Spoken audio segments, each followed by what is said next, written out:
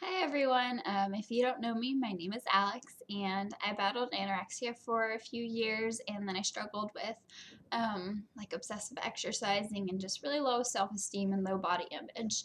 And now it's my passion for helping other people, and hopefully this video will do that. So today I want to talk about 6 things to never say to someone with an eating disorder, or somebody who is even struggling with body image, or somebody who had an eating disorder in their past. So, number one, you don't look like you have an eating disorder. Okay, this is one of the worst things that you can say to somebody. If they open up and they tell you that they're struggling with an eating disorder or some sort of body something, do not say, well, you don't look like you have an eating disorder, for numerous reasons. It will only make them feel worse about themselves, and probably make them cut back more food. B, it just puts the body or the focus on the person's body.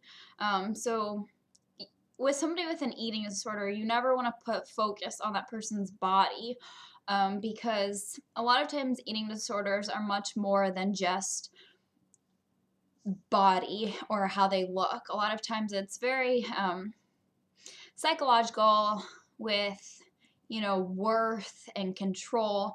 It's not so much you look like you have an eating disorder. And another reason too, eating disorders come in all shapes and sizes, especially with bulimia. People can be regular weight or even overweight, and they still can be throwing up or taking laxatives.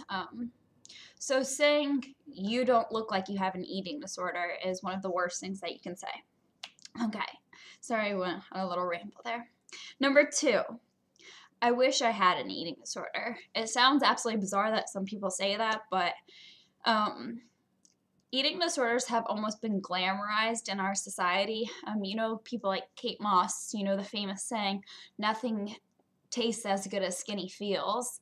And it's this glamorization of eating disorders, that it's somehow beautiful to have an eating disorder, or, oh, that's so strong that she doesn't eat, or, nothing tastes as good as skinny feels. It's sick and it's horrible, and it needs to stop, because it's making people say, like, oh, I want to have an eating disorder. And not only is it insensitive to the person that told you they have an eating disorder to say that, but it's also just completely stupid. Eating disorders are very dark. I was in such a dark place when I was battling it. I prayed for death. I was depressed. I was unhappy. I was shameful, no friends, alone. There's nothing glamorous about eating disorders. They were the worst few years of my life. It's hell. And for somebody to say, oh, I wish I had an eating disorder, is just so stupid, because heaven forbid, God gives you an eating disorder. It's like, don't ever say that. Not only, is it bad for the person, but it's bad for you too. So don't ever say that. And don't ever say something stupid like nothing tastes as good as skinny feels, or I wish I had a thigh gap, or anything like that. You are beautiful just the way you are. Okay, number 3. But you look terrible. You really need to eat. Again, that's putting the emphasis on that person's body. By telling them that they look terrible, or you look awful, or, you look like you have cancer, or you look like you have AIDS. That I've heard people say that before to somebody, struggling with anorexia or bulimia. And it's horrible to that person, because it's like they're already struggling with self-worth. I can guarantee you. Eating disorders are very closely linked with self-worth, and so by saying, like, you look terrible, that's only going to make that person feel worse about themselves. Eating disorders really steal confidence from you. I remember when I was battling it, I really had no confidence in myself. Not only how I looked, but like with dance, like auditions, it kind of just stripped me of all my confidence. And by telling somebody that they look terrible is only going to make that person feel worse. It won't help at all. It won't make them eat. It won't do anything besides just make them feel worse and probably not eat more. So don't say anything like you look terrible. Try to encourage them to eat or encourage them to seek recovery by being positive towards them. Like, I really care about you, and I noticed that maybe you might be cutting back some. Is there anything that you would like to talk about? Be open and be very humble, I guess, towards them. Don't come on them like, well, you look terrible, you need to eat, or you need to do this, because it'll make that person feel attacked. You want to be very gentle with your approach and very caring and loving. Okay, number 4. Did you really eat that, or did you eat all of that? It's putting emphasis on food, and a lot of times people with eating disorders will be very self-conscious about what they're eating. I know I still struggle with this because eating disorders have a way of like twisting what people say and taking it the wrong way. Like, for example, like if, my parents or my dad says like, did you eat all this? Like, just like asking like if I like ate all of it, like a normal person would just be like, oh yeah, I finished that box of cereal or whatever. But like to me, I still hear like this is something I have to tell myself, like, no, it wasn't meant like that, because I know my dad and I know my dad's intentions, and I know it's never like to make me feel bad or anything. But like in my head, if I hear somebody say, did you eat all of that? I hear, oh my gosh, you fat pig, did you really eat all of that? Go exercise it off, like that's horrible. How could you eat all of this? And it's like, okay, I have to tell myself that's not what this person meant. But I'm trying to explain to you guys that when you have an eating disorder, it kind of takes regular words and it twists it to where it's like, you fat pig, pretty much. So don't ever emphasize how much that person ate or what they ate, because when you go through recovery, you do have to eat, high in fat foods, high in calorie foods. So it's like, oh my gosh, did you really eat that? It's horrible, and it can just be detrimental to somebody's recovery. So if they ate a ton, awesome. Just don't even point out what they're eating, what kind of food they have. Don't make food any sort of conversation topic. Okay, number 5. I lost track there. Number 5. Okay, if you notice somebody has gone through recovery and they've put on a little bit of weight and you think they look awesome, that's great, but don't tell them that, because chances are, it takes a long time to get comfortable with your body at more weight, because you're used to, being starving all the time and feeling like, or not feeling because you don't really feel it, but being stick thin. And so when you put on weight, it feels awful. Like, recovery is freaking hard. It takes a while to get used to the feeling of having more weight on you. And chances are that it doesn't feel good for a long time.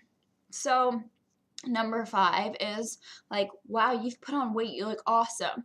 Even though you're being nice and you probably think that you're giving them a compliment and that you're helping them or encouraging them, that person is most likely just going to take it as, oh my gosh, they see I've put on weight.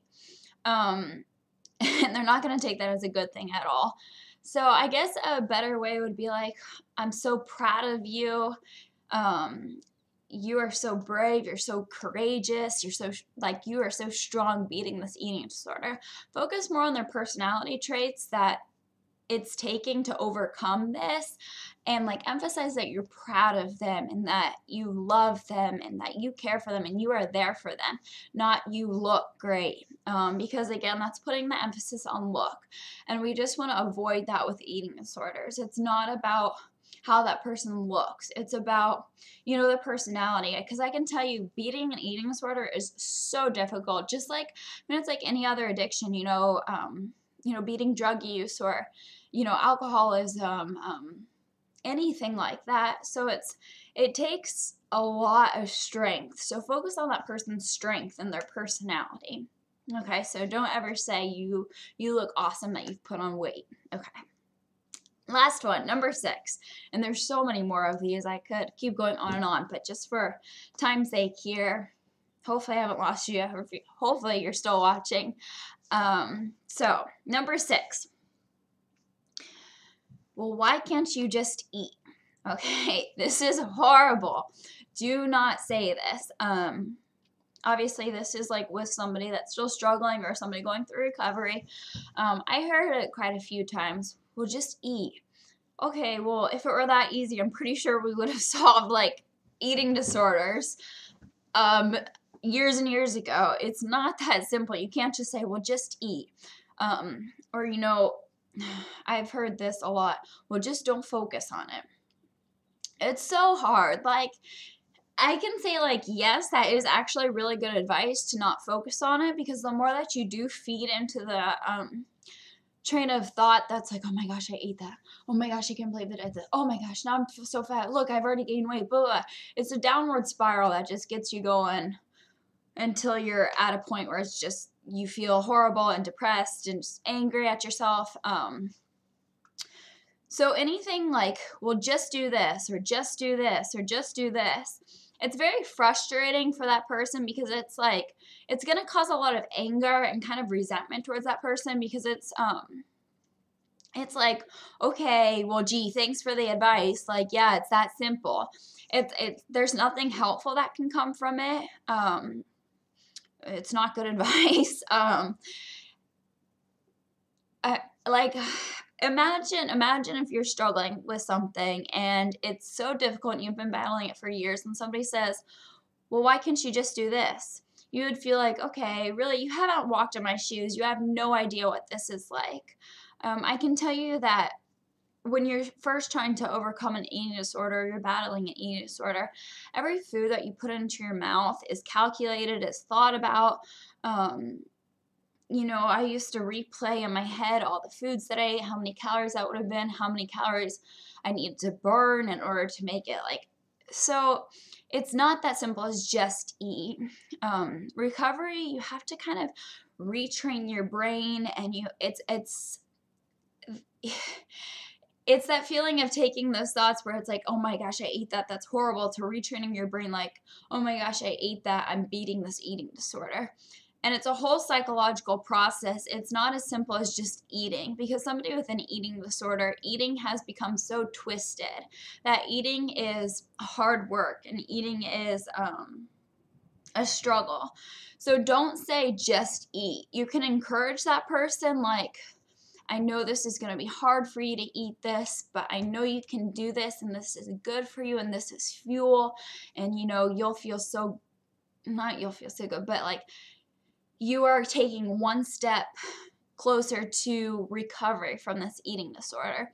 And I can promise people with eating disorders watching this that every meal gets easier. It's not easy, you know, that first week that you're starting eating, or first month even.